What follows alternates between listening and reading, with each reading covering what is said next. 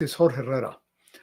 I was looking at a video or a podcast that Charlie Kirk was presenting about the difference between capitalism and communism, and it was a great video. It was fantastic because he shows the scarcity of communism and the abundance of capitalism, and how why do that happen?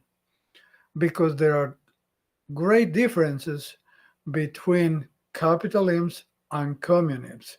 And just keep in mind, we don't have real capitalism in this country. We have capitalism. If we had capitalism where we had really free markets, it will be fantastic. But capitalism is when big companies get close to the government and prevent competition. So that's why there are no really free markets, because free markets is big in competition, and by different producers, different creators competing, then the consumer benefits tremendously. So anyway, Charlie Kirk presents in this video a visit of Boris Yeltsin sometime in 1989, and he was marveled of the abundance in a Randall's store in Clear Lake, Texas, and he couldn't believe that that was possible. But that's what capitalism can provide because of the invisible hand where millions of people work spontaneously to bring all those goods to you, to the supermarket, which is a modern marvel. And and it's difficult to understand how this can happen.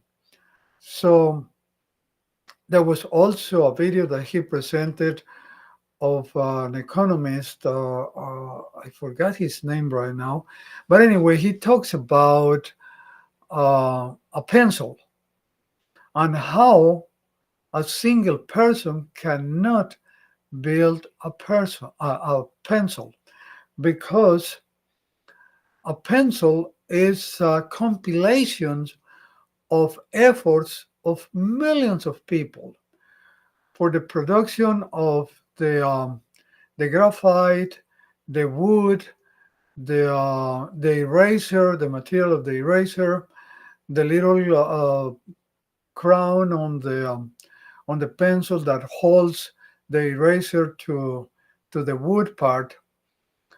So and the glue used to keep all together to produce all that, to build all that, it is required for millions of people to work together spontaneously to get that. And that's what the invisible hand is called. Now, he didn't say something that I want to add. And well, in a way he said it, but I want to say it in my own way. Um, when there are price controls, that's what Kamala wants to do. That's communists. And if you look for the background of Kamala, she's communist, and the measures that she has taken, those are measures of communism. So Kamala wants price controls to help alleviate the big inflation that we're undergoing, but it's because the same policies that they have implemented, the Democratic government. That's why we have uh, that high inflation, the invasion of the country that contributes to lack of resources, increase of prices, the sending of all that money to Ukraine, and all the benefits that they are giving to the illegal immigrants. All that contributes to high inflation because it diminishes the resources that are available for the American people, for the citizens. So, what happened with price controls? Well, price controls normally are negative for the producer and kind of a good deal for the consumer, for the person that wants to get the stuff.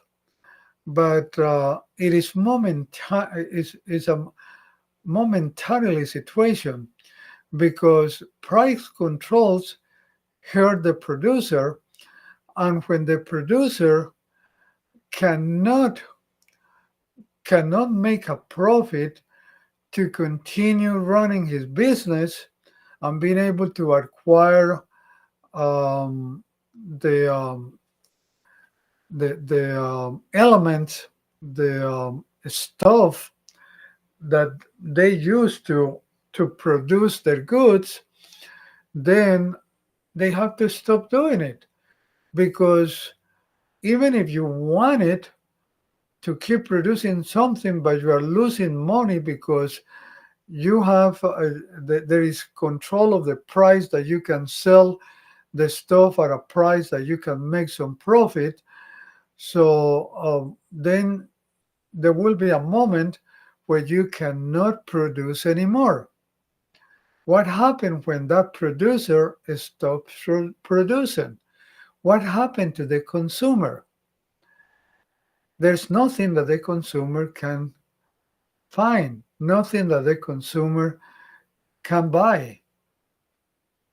No matter what money the government gives the consumer to help them um, continue buying, because that's what communist governments do to stay in power, to get the favor of the consuming population.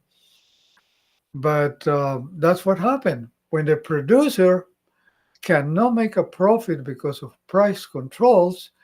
Then he has to stop producing, and when the producer stops producing, the consumer suffers too. So that's really what happens with price control.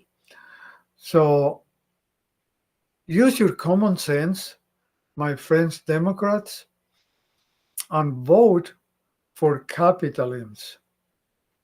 Who represents capitalism among the candidates?